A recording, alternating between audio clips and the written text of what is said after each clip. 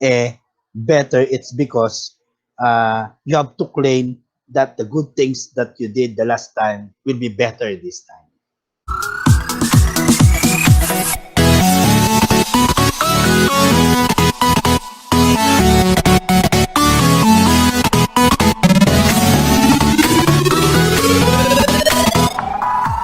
A better day to all of you, my dear students. Bakit nga ba better? It's because aside from you're going to learn something new again about math, better, it's because you have to claim that the good things that you did the last time will be better this time. So, ano nga ba pag-uusapan natin o itatakal natin in this afternoon? So, we are now on lesson number 9. So, what are we going to talk about? About lesson number 9. So, lesson number 9, this time we're going to talk about rational exponents. So what are the things that you are going to encounter in this lesson? When we are pertaining to rational or rational numbers, we are pertaining to fractions. This time, you are going to experience or you are going to encounter expressions whose exponent is in fraction. So that is what we call rational exponent. So our goal in this lesson is for us to simplify those expressions involving rational exponents. So paano nga ba natin gagawin? So to start with, umpisa natin siya by defining first what rational exponent is. So ano nga ba yung rational exponents? So we define rational exponents as an expression, or these are expressions which involves fractions as exponents, as exponent rather. So as I have mentioned to you earlier, so rational exponents, these are expressions wherein you are going to encounter uh, fractions as its exponent. So the goal is, how are we going to simplify those expressions involving fractional exponents? So when we what we are going to do when we encounter the what we call rational exponents. So in order for us to do that, of course, just like any other, so for us to do that in a systematic way, let us we are here going to apply certain steps. So yung steps na i-apply natin still just like what we did on the past lessons that we have. So we are going to hide it through an acronym pa rin. Through an acronym wherein i-relate natin siya into real life. So yung steps natin for today, tatawagin natin siya as MLROS or MLROS. So ano nga ba MLROS? What have you what comes to your mind when you hear ML and ROS? So basically, we are pertaining to online games. ML stands for Mobile Legends, while ROS stands for not Train or Shine. ROS stands for Rules of Survival.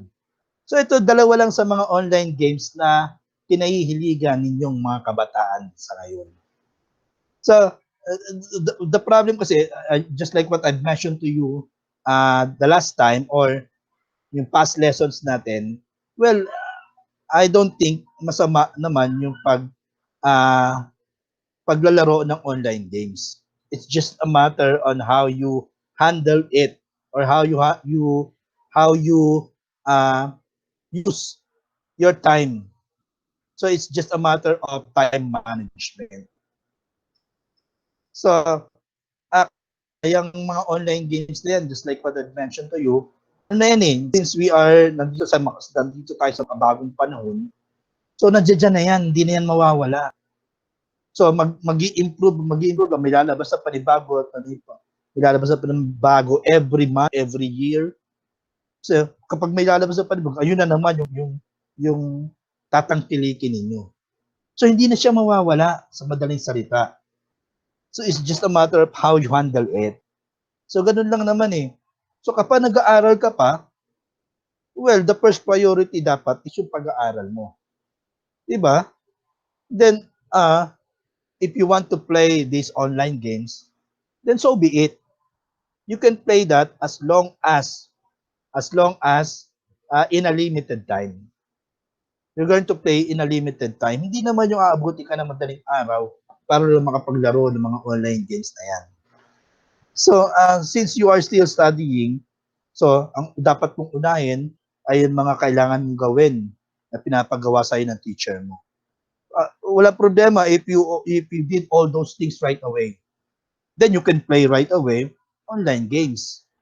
So, yun dapat muna kasi once nagawa mo na yung mga activities na kailangan mong gawin in school, then I don't think magkakaproblema ka uh, with your parents or your teachers in playing online games. So, again, walang masama in playing online games. Ang masama is that you are abusing yourself in playing it. So, uubos ka ng mahabang oras para lang makapaglaro ng online games ng mga minention natin. So, ito lang dalawa sa mga online games na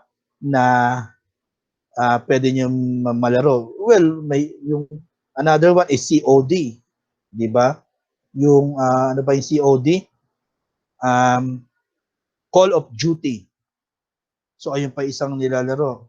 My son is playing but uh, I I see to it na magagawa niya muna yung lahat ng assignments niya, lahat na pinapagawa sa kanya bago niya laruin or bago siya maglaro ng mga online games na yan. So dapat ganun yung thinking natin muna. Well, kapag nagkatrabaho ka naman na, kapag naka-graduate ka na, well, you can do everything you want, 'di ba? Pwede mo na mabili lahat ng gusto mo if you are going to find a good job. Pero once graduate ka na, huwag ka lang mag-focus diyan. I'm not saying na pag graduate ka na, mag-focus ka na on playing online games. So, syempre, ang buhay ay patuloy na tumatakbo. So, kailangan sumabay ka doon. So, huwag ka magpaiwan.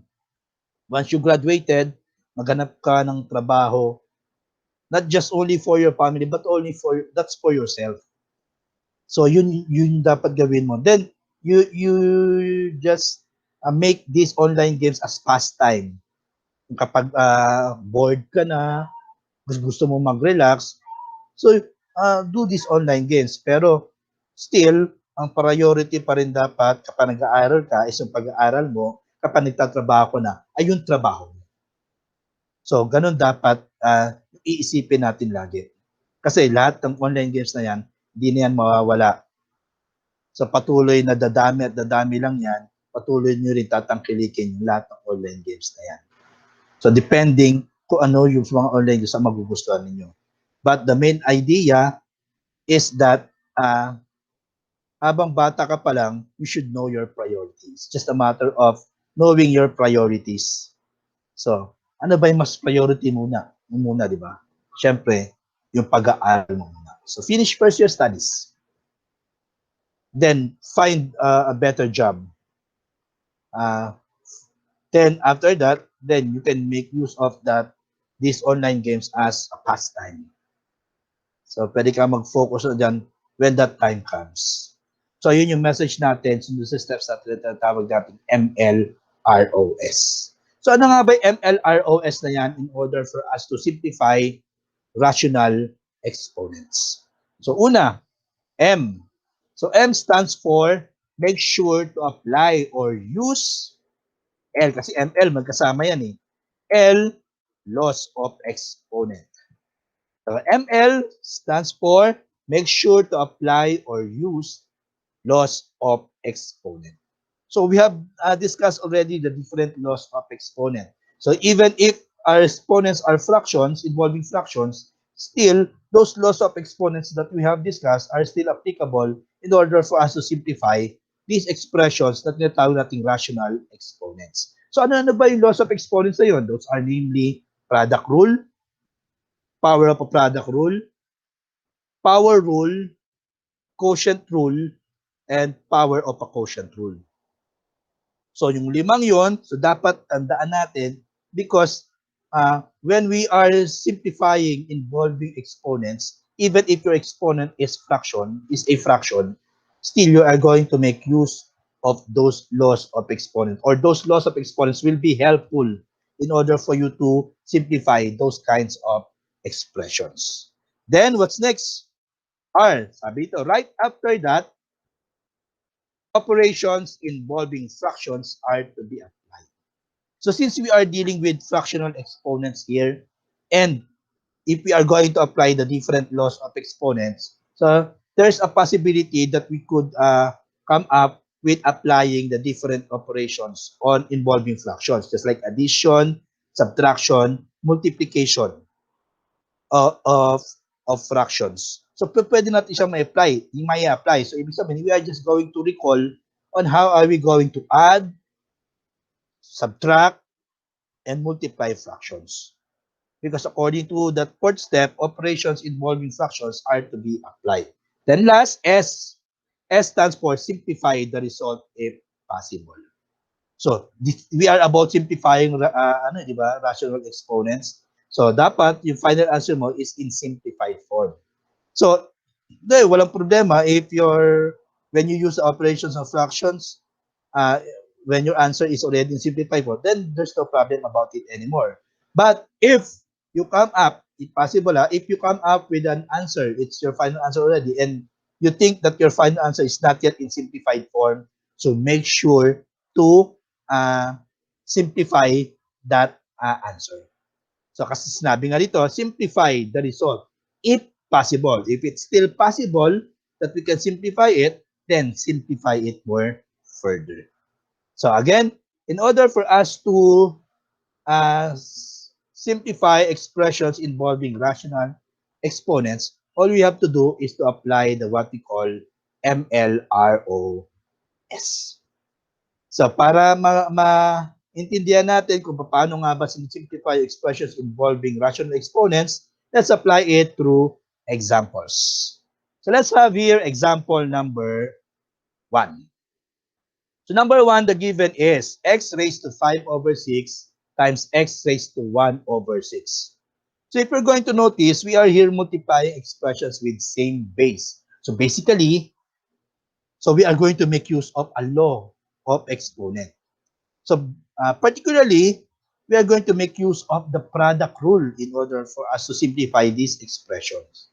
So, ano nga ba ulit yung product rule? Product rule is that when you are multiplying expressions with same base, as you can see here, they do have the same base x. When you are multiplying expressions with same base, we simply copy the base, then add the exponent. So pag ginawa natin o in-apply natin yung product rule, this will happen. So we copy the base, then we add the exponent. So we are adding now fractions. Particularly, we are adding similar fractions. So to add similar fractions, simplify lang natin yung adding fractions here, adding similar fractions here. When we add fractions with similar, when we are going to add similar fractions, all we have to do is to just simply add the numerator, then copy the common denominator. So we simply add 5 plus 1, then come up with 6, then the common denominator is 6. So we simply copy that, so that will come up with x raised to 6 over 6. So 6, since 6 is exactly divisible by 6, so we still have to simplify it. So that yun yung sinasabi natin kanina na simplify the result if it's still possible. So since it's still possible that we can simplify 6 over 6, so we still have to simplify it because it is still possible. So 6 divided by 6 is 1. So if 1 is your exponent already, usually we do not write 1 anymore because it's already understood that your exponent is 1. So that will come up with the final answer as x. So that's how we add, or that's how we simplify expressions involving rational exponents. So the law of exponent, particularly product rule, helps us in order for us to attain that final answer. So that's how we answer example number 1. So let's try another example. Let's have number 2 this time. The number 2, the given is y raised to 7 over 9 over y raised to 4 over 9. So this time, we are dividing expressions with same base. Yun nga lang, their exponents are fractions. So how are we going to simplify this? So this time, we're going to make use of another law of exponent, particularly the quotient rule. Ano ba sinasabi sa quotient rule? Sabi doon, when you are dividing expressions with same base, simply copy the base, then subtract the exponent. So if you are going to apply the quotient rule, this will happen. So that would be copy that same base y, then subtract the exponent of 7 over 9 minus 4 over 9.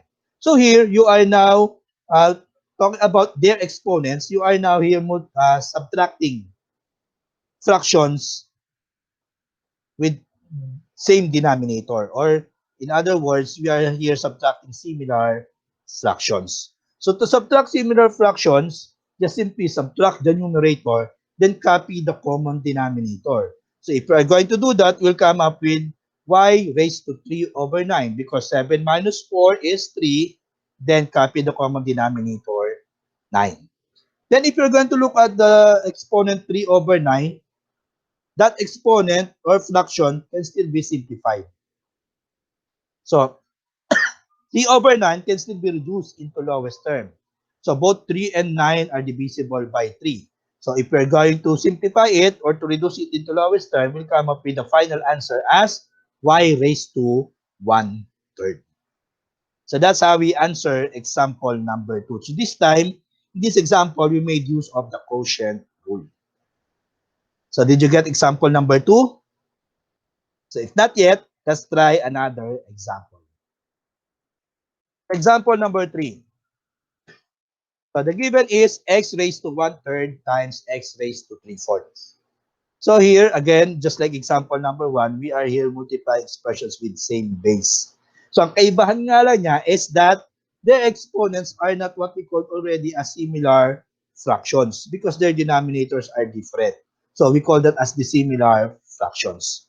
So again, if we are going to apply here the product rule, so what we are going to do is to just simply copy the base, then add the exponent. So this will happen.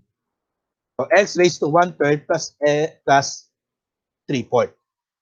So since we are adding here the similar fractions, so ang kailangan natin to add the similar fractions is the what we call LCD or the least common denominator. So ano ba yung LCD natin doon sa denominator natin na 3 and 4?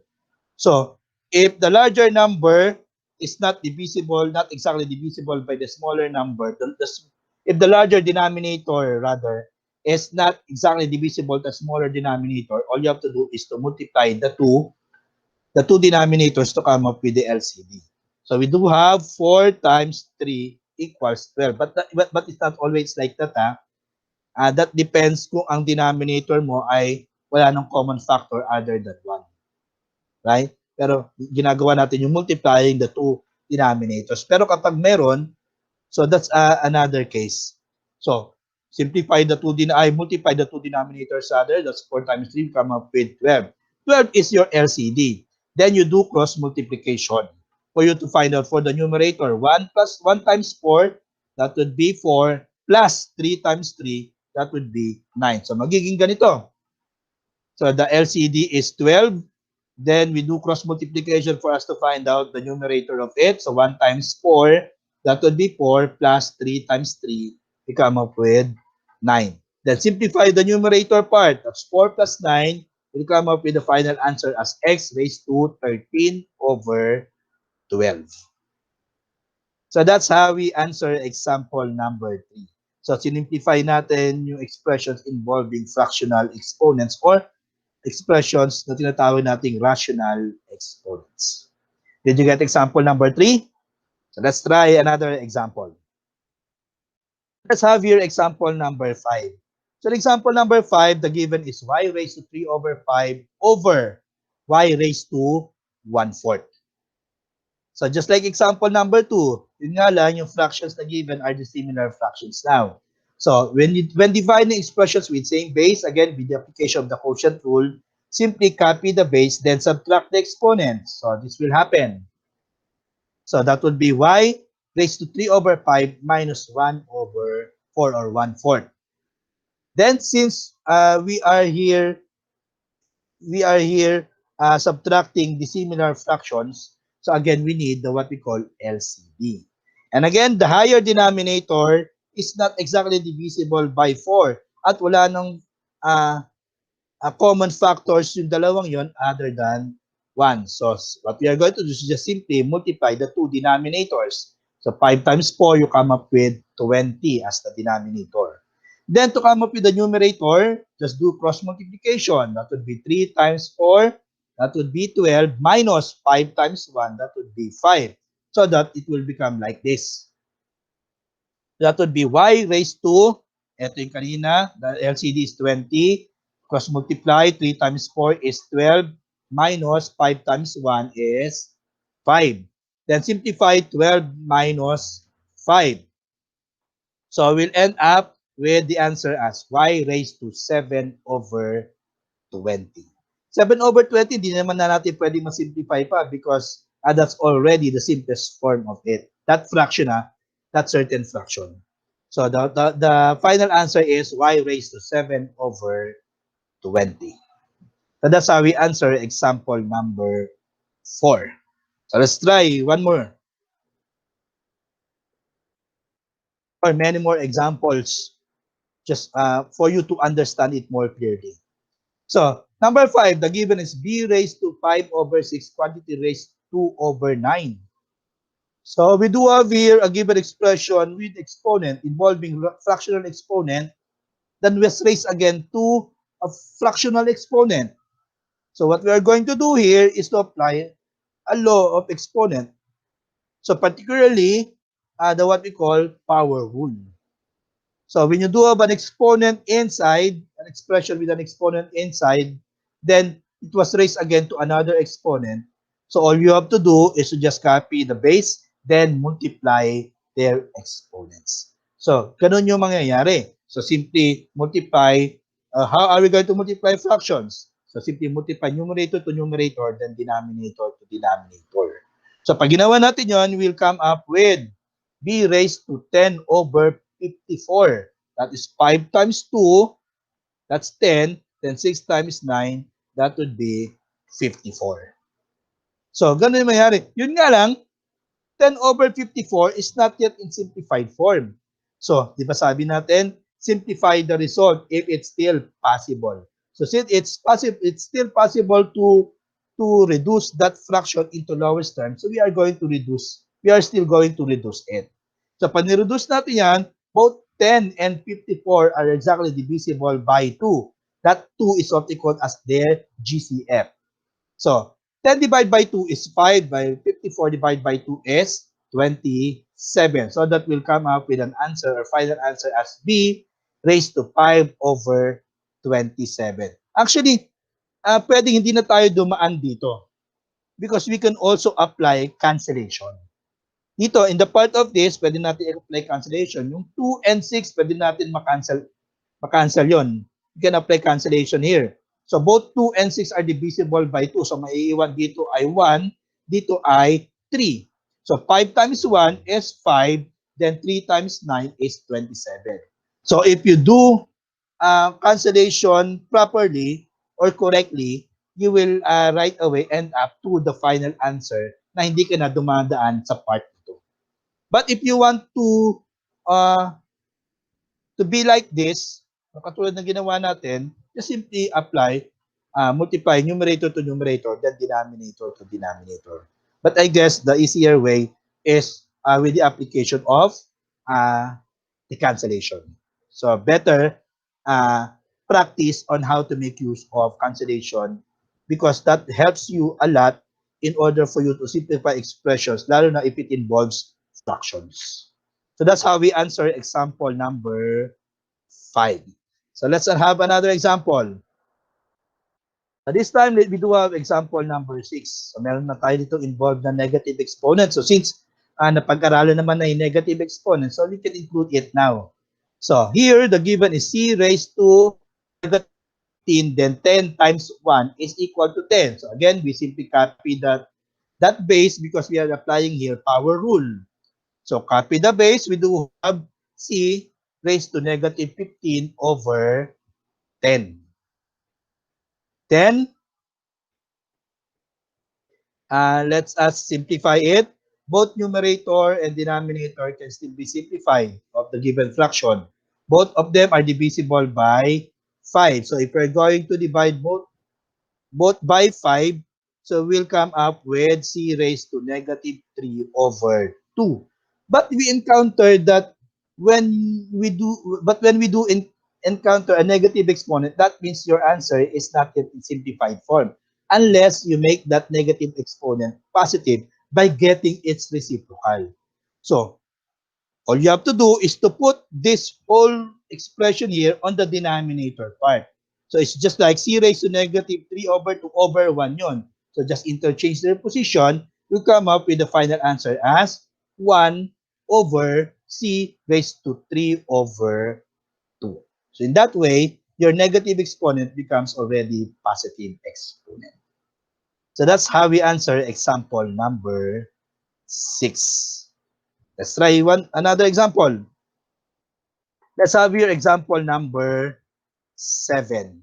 So in example number 7, the given is 32, the quantity of 32 raised to 2 over 5. So typo lang natin to. So dapat wala na itong close parenthesis na to. That's 32 quantity raised to 2 over 5. So paano nga ba natin sinisimplify yan? So, may involve tayong exponent dito na fractional exponent. So, yung 32 na yan, we are going to write that 32 in an expression involving exponent. So ano ba yung 32 in an expression involving exponent? How can we write it? So di ba 32 is divisible by 2? So why not try 2?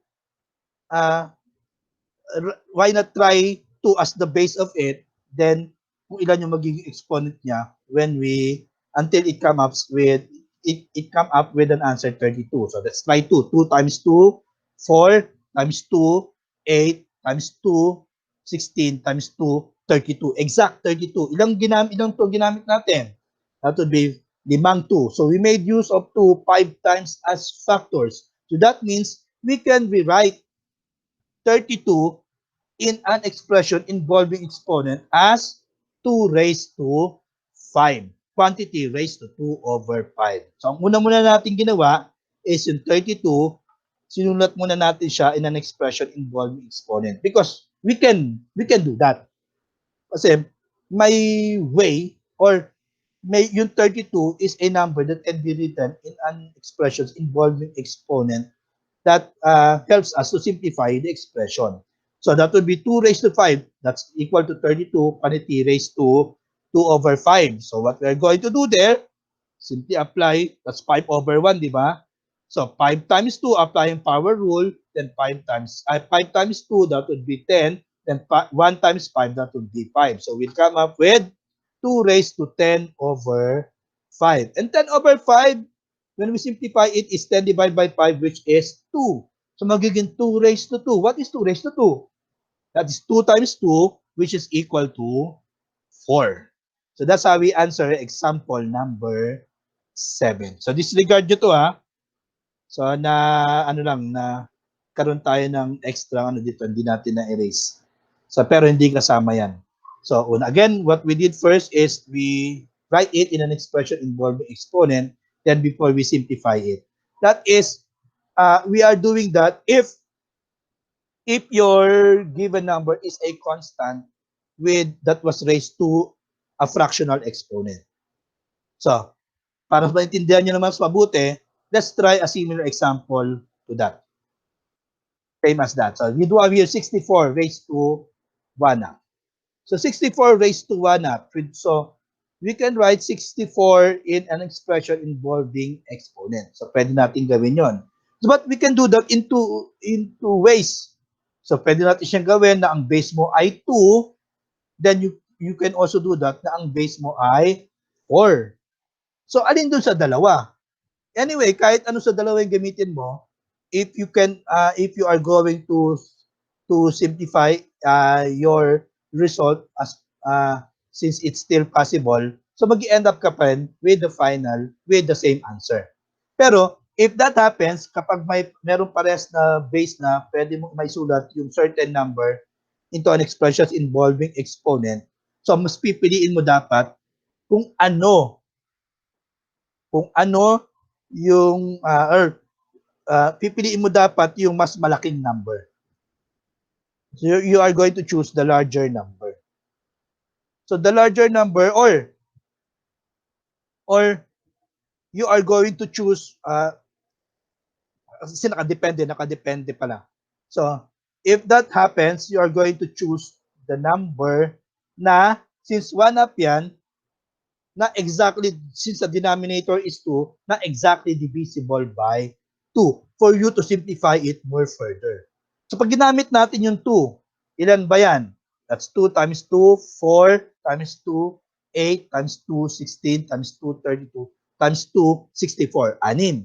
Pag ginamit yung 4, 4 times 4, that's 16. 16 times 4, that would be 64. So 3 lang. Which of the two? 6 yung isa, 3 yung isa. Which of the two is divisible by 2? Denominator of the fraction.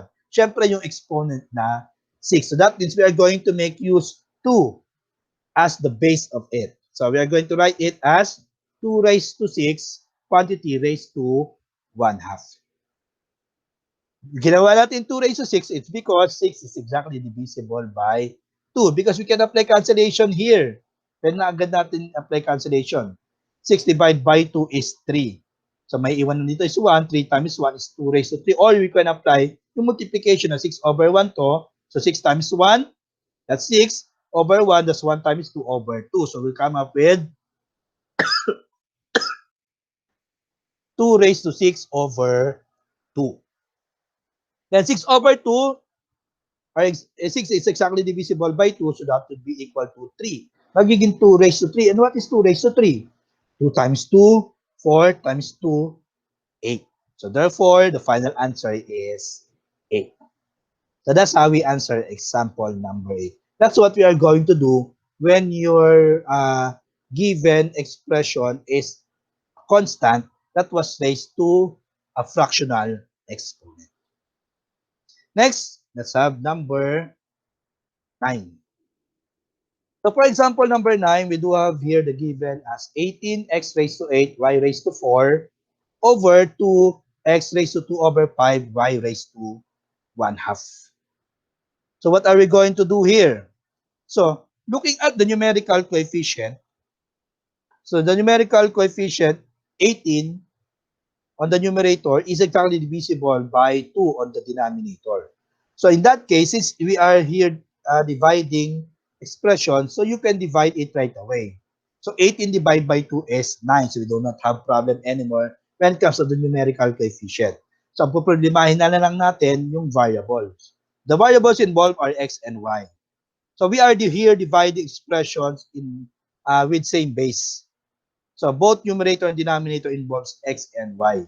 So when it comes to the variable x, so we are here dividing expressions with same base again. So with the application of the quotient rule, so copy the base, then subtract the exponent. So that will be 8 minus 2 over 5. Then ganun din ang gagawin natin when it comes to y.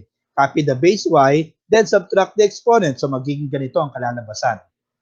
So sinimplify na natin yung 18 divided by 2, that would be 9.